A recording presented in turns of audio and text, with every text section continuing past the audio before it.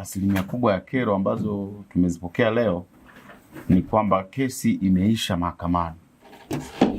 Baada ya kesi kuisha mahakamani, sasa na hukumu imetolewa na kila kitu kimeisha, lakini huyo mtu kwenda kukabidhiwa mali yake kumekuwa na changamoto kubwa sana.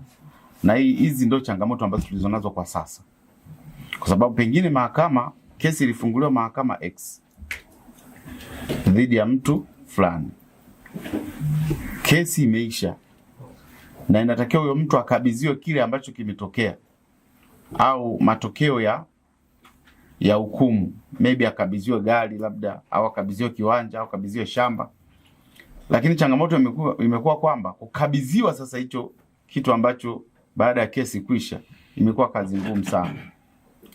Sasa mimi kwenye hili ningeshauri kwa karibu sana viongozi wenzetu wa ngazi za vijiji, ngazi za kata, ngazi za wilaya, ngazi za mikoa na hata sisi huku, kwamba kuhakikisha kwamba sasa ile hukumu iliyotolewa tukaitekeleze, na mtu anayekiuka taratibu basi ni vyema vyombo vya kisheria viweze kuchukua nafasi yake, kwa sababu moja, tunaweza tukakazia hukumu, tunaweza tukatafuta dalali ambaye mtu akauzie mali zake.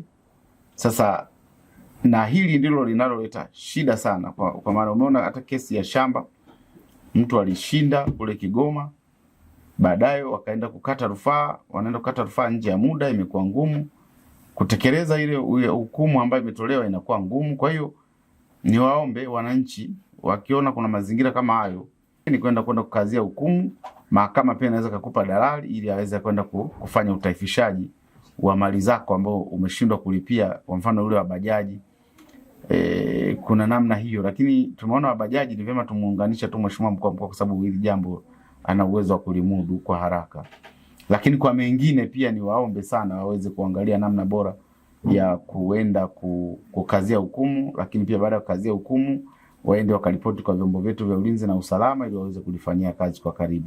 Kwa hiyo ndio kitu ambacho ningetamani kuwaeleza Watanzania kwamba sisi tutaendelea kuwashauri ili muweze kupata haki zenu kwa haraka, lakini mengine tumekuwa tukichukua hatua hapa kwamba kuna jambo limetokea, tunawapigia simu wahusika ili tuweze kupata majibu ya uhakika, ili mwananchi aweze kupata unafuu wake, kwa sababu kitendo cha kupiga simu hapa kwetu ni jambo la msingi sana, kwa sababu anaamini kwamba haki inapatikana kwenye wizara yetu ya Katiba na Sheria.